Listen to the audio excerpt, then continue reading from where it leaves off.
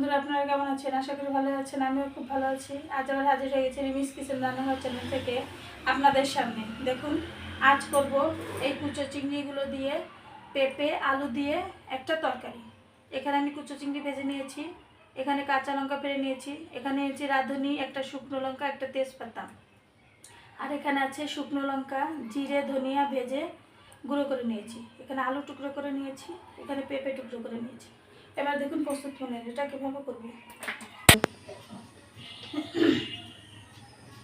কড়াইতে আমার মাছ ভাজা তেলটা আছে, আমি এবার দিয়ে দেবো শুকনো লঙ্কাটা, এরপরে দিয়ে দিলাম তেজপাতা, তারপরে দিয়ে দিলাম রাঁধুনি।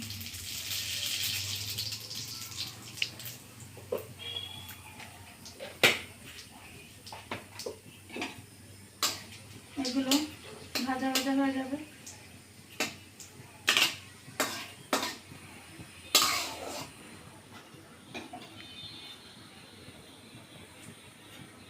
এবার আমি টুকরো করে রাখা আলুগুলো দিয়ে দেবো আগে। আলুটা একটু ভাজা হওয়ার পরে পেঁপেটা দেবো।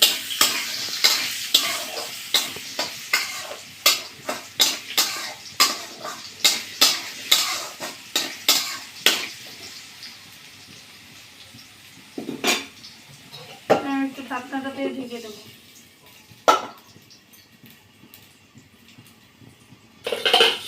ঢাকনাটা তুলে নেব।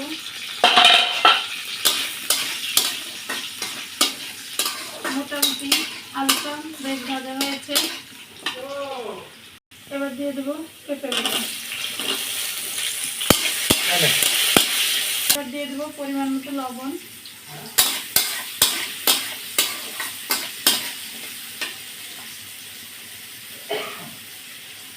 দিয়ে দেবো পরিমাণ মতো হলুদ গুঁড়ো,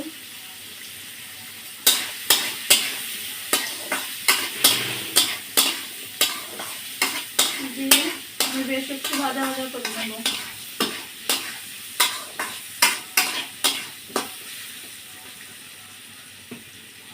আমার তরকারিটা ভাজা ভাজা হয়ে গেছে। এবার মশলার গুঁড়োটা দিয়ে দেবো।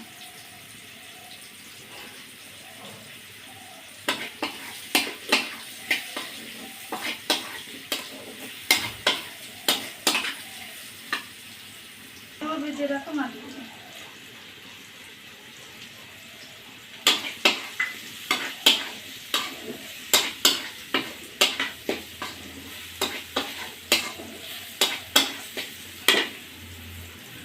এবার দিয়ে দেবো পরিমাণ মতো জল।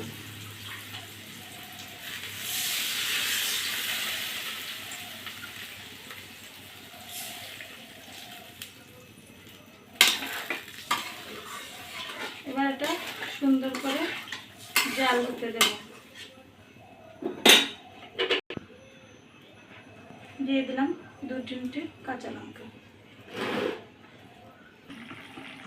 দেখুন আমার ঝোলটা জাল হয়ে গেছে। এবার লাস্ট এখানে একটু গরম মশলা বাটা আছে, একটু চালের গুঁড়ো আর একটু চিনি, এটা দিয়ে আমি নামিয়ে ফেলব।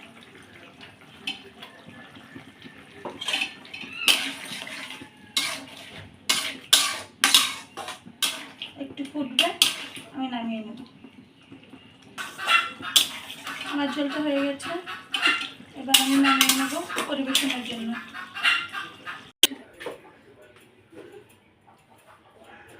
দেখুন আমার কুচো চিংড়ি দিয়ে পেঁপে আলুর তরকারিটা হয়ে গেছে। এভাবে আপনারা একদিন করে খাবেন, আশা করি সবার ভালো লাগবে। যদি ভালো লেগে থাকে প্লিজ আমাকে লাইক কমেন্ট করে জানাবেন।